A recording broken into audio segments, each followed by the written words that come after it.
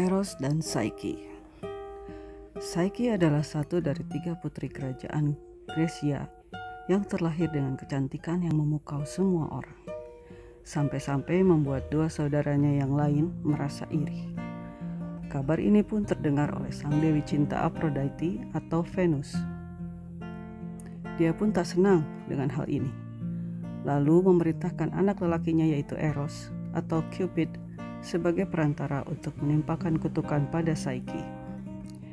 Isi kutukan itu adalah Eros harus menaburkan ramuan yang membuat Psyche tidak akan mendapatkan jodoh, dan selanjutnya menggunakan panah asmaranya agar Psyche jatuh cinta pada monster mengerikan yang akan muncul di tepi laut saat Psyche berdiri di tebing sekitarnya nanti.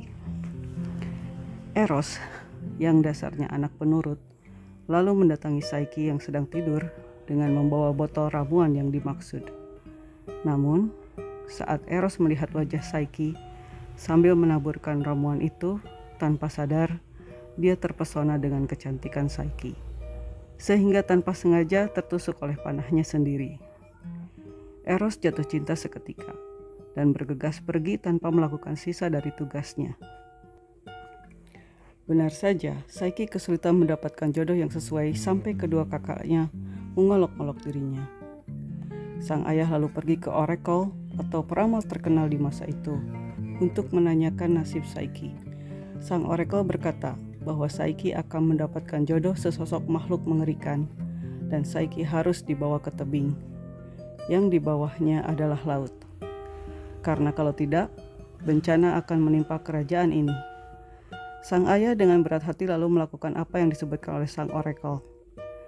Psyche menangis ketakutan dan sendirian saat tiba-tiba Zephyr, sebuah angin lembut, bertiup membawa Psyche ke atas dan menurunkannya di sebuah istana yang megah dan indah.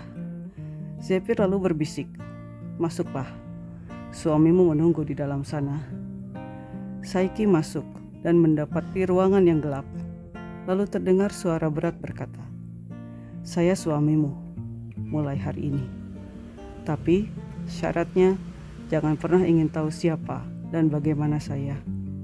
Psyche pun pasrah dan menerima takdirnya untuk melayani sang suami yang ada hanya pada saat malam tiba saja. Ternyata suaminya adalah seseorang yang memperlakukannya dengan lembut dan penuh cinta, jauh dari anggapannya bahwa dia adalah sesosok monster. Sebenarnya suami Psyche adalah Eros sendiri yang tak ingin ibunya tahu dan menyakiti Psyche lagi. Sampai suatu saat Psyche merasa rindu pada keluarganya dan ingin bertemu dengan mereka.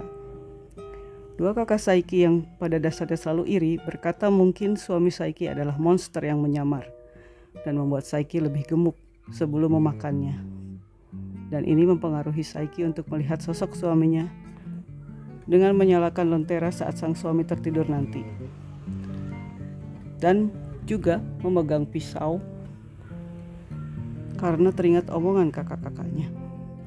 Saat Psyche menyalakan lentera, dia melihat dengan jelas kalau sosok suaminya bukan monster, melainkan Eros yang tampan. Eros yang terbangun dan melihat Psyche membawa lentera dan memegang pisau, kaget luar biasa, lalu ketakutan dan terbang menjauh meninggalkan Psyche yang berusaha mengejar sambil berteriak minta maaf. Tapi Eros tetap pergi. Psyche pun tenggelam dalam penyesalan yang teramat dalam dan memohon berdoa di kuil Aphrodite untuk bisa dipertemukan dan dipersatukan kembali dengan Eros suaminya. Sang dewi yang murka lalu memberikan tugas yang hampir mustahil untuk dikerjakan oleh Psyche. Walau diam-diam, Eros tetap mengawasinya. Tugas pertama Psyche adalah memisahkan biji-bijian sesuai jenisnya dari tumpukan campuran biji-bijian yang harus dikerjakan dalam semalam. Psyche merasa sedikit putus asa saat melakukannya. Eros pun diam-diam mengirimkan pasukan semut untuk membantu Psyche, dan tugas pun selesai sebelum waktunya.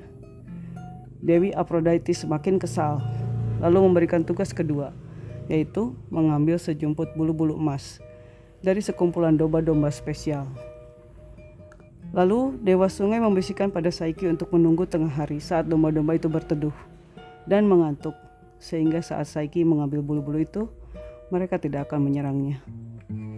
Dewi Aphrodite semakin bertambah kekesalannya dan menuduh Psyche mendapatkan bantuan dalam menjalankan tugasnya, walau memang benar seperti itu adanya. Tugas selanjutnya adalah mengambil secangkir air dari sungai Styx, di mana itu bertempat di tebing yang curam dan sangat sulit untuk dijangkau.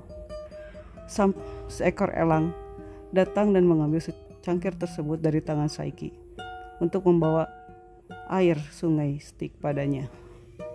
Aphrodite mulai kehabisan kesabaran, lalu memikirkan cara terakhir untuk mencelakai Psyche.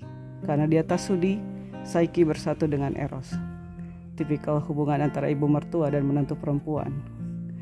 Dia menyuruh Psyche untuk datang pada Persephone, istri Hades sang dewa neraka, untuk memberikannya sekotak bagian kecantikan atau make up dari Persephone.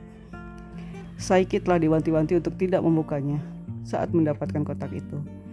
Tapi rasa penasaran Psyche membuatnya tetap membuka dan mengintip kotak yang ternyata isinya hanyalah hitam legam dan kosong. Lalu Psyche hilang kesadaran. Kotak itu ternyata adalah kotak penarik jiwa.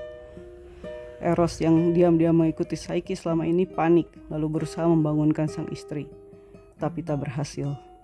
Dia lalu memohon pada Zeus dengan menjelaskan betapa dalam cintanya pada sang istri, sehingga membuat Zeus tersentuh dan akhirnya membantu Eros.